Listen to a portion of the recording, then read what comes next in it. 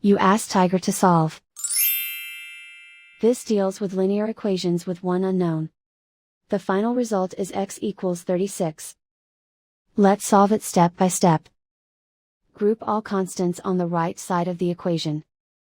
Subtract 14 from both sides. Simplify the arithmetic.